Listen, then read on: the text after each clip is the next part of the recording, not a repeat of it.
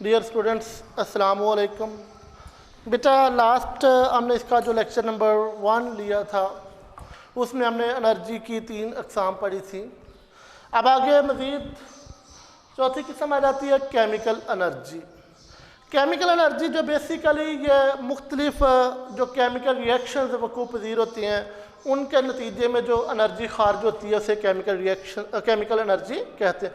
मुख्तलिफ chemical reactions के दौरान जो एनर्जी खारिज होती है उसे केमिकल एनर्जी कहते हैं। केमिकल एनर्जी का सबसे बड़ा माखिज़ जो होता है वो केमिकल बॉन्ड होते हैं, केमिकल बॉन्ड। अब ये केमिकल बॉन्ड क्या होते हैं? केमिकल बॉन्ड बेसिकली फर्ज करिए एक हमारे पास एटम है, एक ये एटम है, ये इसको अपनी तरफ कशिश कर रहा है, ये इसको अपनी तरफ कशिश। तो जो दो एटम्स के दरमियान ये जो कुव्वत कशिश होती है, दो एटम के दरमियान जो कुव्वत कशिश होती है, एक दूसरे को अपनी तरफ कशिश करने की जो कुव्वत होती है, इसे बुनियादी तौर पर केमिकल बॉन्ड कहते हैं। जब ये बॉन्ड टूटती हैं, जब ये केमिकल बॉन्ड टूटते हैं तो इसमें बहुत ज़्यादा एनर्जी खारिज होती है, उसे केमिकल एनर्जी कहते हैं। इसी तरह ये जो सेल या बैटरी होती है इसमें भी केमिकल एनर्जी ही होती है बेसिकली, जो बाद में इलेक्ट्रिकल एनर्जी में तब्दील होती है। गाड़ियों में जो पेट्रोल वगैरह इस्तेमाल होता है उसमें भी जो एनर्जी होती है वो भी केमिकल एनर्जी ही होती है। खुराक से भी हमारा जो जिस्म एनर्जी हासिल करता है वो भी बुनियादी तौर पर केमिकल एनर्जी ही होती है। तो केमिकल एनर्जी बेटा ये मुख्तलिफ केमिकल रिएक्शंस की वजह से जो एनर्जी खारिज होती है उसे केमिकल एनर्जी कहते हैं। तो केमिकल एनर्जी का सबसे बड़ा माखिज़ होता है वो केमिकल बॉन्ड होती हैं। केमिकल बॉन्ड बेसिकली दो एटम्स के दरमियान जो कुव्वत कशिश होती है, दो एटम्स के दरमियान जो कुव्वत कशिश होती है उसको केमिकल बॉन्ड कहते हैं। तो जब ये बॉन्ड टूटते हैं तो बहुत ज़्यादा एनर्जी खारिज होती है, उसे केमिकल एनर्जी कहते हैं। सेल या बैटरी इसमें भी केमिकल एनर्जी होती है जो बाद में कन्वर्ट हो जाती है इलेक्ट्रिकल एनर्जी में। इसी तरह पेट्रोल जो गाड़ियों में इस्तेमाल होता है वो भी गाड़ियों को केमिकल एनर्जी फ्राहम करता है। हमारा जिस्म खुराक से भी केमिकल एनर्जी हासिल करता है। इसके बाद आ जाती है सेकंड टाइप जो आज की है वो रोशनी की एनर्जी। रोशनी भी बुनियादी तौर पर एनर्जी की ही एक किस्म है, क्योंकि हमने फोटोसिंथेसिस का अमल जो पढ़ा हुआ है क्योंकि वो रोशनी के बगैर मुमकिन नहीं होता। तो रोशनी की एनर्जी का सबसे बड़ा माखिज़ जो है, जो सोर्स ऑफ लाइट एनर्जी है वो सूरज की रोशनी है। तो रोशनी की एनर्जी का सबसे बड़ा माखिज़ जो है वो सूरज है। एक और इसकी मिसाल होती है कि ये हमारे पास एक एटम का न्यूक्लियस और ये उसके ऑर्बिट शेल, ये इसका न्यूक्लियस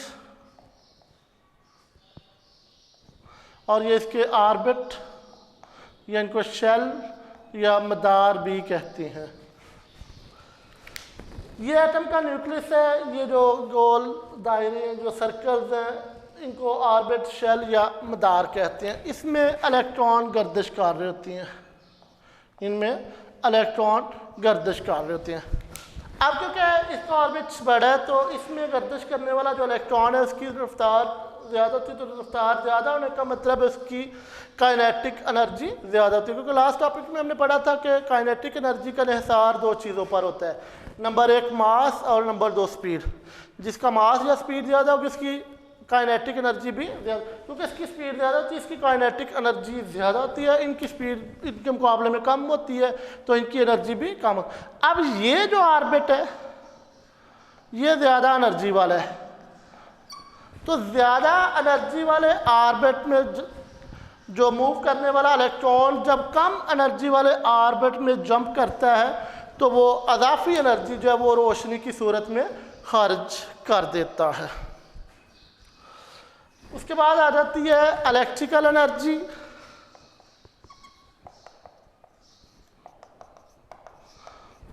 इलेक्ट्रिकल एनर्जी बेसिकली जैसे हम इलेक्ट्रिसिटी या बिजली भी कहते हैं, ये कन्वर्ट होती है। तो ये मुतहरक चार्जेस की एनर्जी है। इलेक्ट्रिकल एनर्जी जो है ये बेसिकली मुतहरक चार्जेस की एनर्जी है। इलेक्ट्रिकल एनर्जी जो है ये वसी पैमाने पर इस्तेमाल होने वाली एनर्जी है। उसकी 2 रीज़न्स है। इलेक्ट्रिकल एनर्जी जो है बेटा ये मुतहरक चार्जेस की एनर्जी को इलेक्ट्रिकल एनर्जी कहते हैं। ये वसी पैमाने पर इस्तेमाल होती है। इसकी दो मेजर वजूहत हैं। नंबर एक तो ये आसानी से एक जगह से दूसरी जगह मुंतकिल हो जाती है। देखिए घर में लाइट बिजली आ रही होती है, आप उसके मेन बोर्ड से जस्ट एक वायर के ज़रिए एक रूम से दूसरे रूम में, या देखिए इलेक्ट्रिकल एनर्जी जो बेसिकली इलेक्ट्रिसिटी को ही कहते हैं। ये अब पावर हाउस जो है जहाँ पे ये जनरेट की जाती है वो कहाँ पे होता है, ये मंगला डैम या तरबेला डैम आप ले लें, तो ये पूरे पाकिस्तान में सप्लाई कर दी जाती है जस्ट एक वायर के ज़रिए। तो क्योंकि ये आसानी से एक जगह से दूसरी जगह मुंतकिल हो जाती है। और नंबर दो, ये आसानी से एक हालत से दूसरी हालत में तब्दील हो जाती है। उसकी मिसाल आप ले लें, देखिए यही इलेक्ट्रिकल एनर्जी जो घरों में आती है, अगर आप इससे एनर्जी सेवर या बल्ब रोशन चलाते हैं तो वो रोशनी की एनर्जी में तब्दील हो जाती है। अगर आप उससे इस तरह चलाते हैं तो वो हरारती एनर्जी में तब्दील हो जाती है। अगर आप टीवी लगाते हैं तो वो आवाज़ और तस्वीर की एनर्जी में तब्दील, आवाज़ की एनर्जी में तब्दील हो जाती है। तो क्योंकि ये आसानी से एक हालत से दूसरी हालत में तब्दील हो जाती है, इसलिए कहा जाता है कि ये सबसे वसी पैमाने पर इस्तेमाल होने वाली एनर्जी है। तो बेटा इलेक्ट्रिकल एनर्जी बुनियादी तौर पर ये मुतहरक चार्जेस की एनर्जी है। ये वसी पैमाने पर इस्तेमाल होने वाली एनर्जी है। इसकी दो वजूहत आपको बताई हैं। नंबर एक तो ये आसानी से एक जगह से दूसरी जगह मुंतकिल हो जाती है, और नंबर दो ये एक हालत से दूसरी हालत में भी आसानी से तब्दील हो जाती है। नेक्स्ट टाइप पे बेटा हमारा जो टॉपिक है वो है न्यूक्लियर एनर्जी। तो भारी एटम के न्यूक्लियस को तोड़कर जो एनर्जी हासिल की जाती है वो न्यूक्लियर एनर्जी कहलाती है। फ़र्ज़ करें कि हमारे पास एक भारी एटम का न्यूक्लियस है, जब इससे आके इलेक्ट्रॉन टकराते हैं तो ये दो हल्के न्यूक्लियस में तब्दील हो जाता है। अब देखें ये एक भारी न्यूक्लियस था, ये एक भारी न्यूक्लियस था जो टूटकर दो हल्के न्यूक्लियस में तब्दील हो गया। तो इस अमल के दौरान बहुत ज़्यादा एनर्जी खारिज होती है, उसे भी न्यूक्लियर एनर्जी कहते हैं। किसी भारी एटम के न्यूक्लियस का टूटकर हल्के न्यूक्लियस में तब्दील होना बेसिकली न्यूक्लियर फिशन का अमल कहलाता है। इस अमल को न्यूक्लियर फिशन कहते हैं। इस अमल को न्यूक्लियर फिशन, किसी भारी एटम के न्यूक्लियस का टूटकर हल्के न्यूक्लियस में तब्दील होने का अमल जो है वो न्यूक्लियर फिशन कहलाता है। तो इस न्यूक्लियर फिशन के दौरान जो एनर्जी खारिज होती है वो न्यूक्लियर एनर्जी कहलाती है। एक और जो प्रोसेस होता है वो न्यूक्लियर फ्यूजन का होता है। न्यूक्लियर फिशन में तो भारी एटम का न्यूक्लियस टूटता है और हल्के न्यूक्लियस में तब्दील होता है, जबकि न्यूक्लियर फ्यूजन में क्या होता है कि हल्के न्यूक्लियस मिलकर आपस में एक भारी न्यूक्लियस बनाती हैं। तो बेटा हल्के न्यूक्लियस का आपस में मिलकर भारी न्यूक्लियस बनाने का अमल जो है वो न्यूक्लियर फ्यूजन कहलाता है। इस अमल के दौरान भी एनर्जी खारिज होती है, वो भी न्यूक्लियर एनर्जी कहलाती है। न्यूक्लियर फ्यूजन का अमल जो है ये कुदरती तौर पर सूरज और दूसरे सितारों में हो रहा है। तो उसी अमल के दौरान जो एनर्जी खारिज होती है उसकी हीट का थोड़ा सा हिस्सा ज़मीन तक पहुंचता है, जिससे ज़मीन जो है वो गर्म हो जाती है।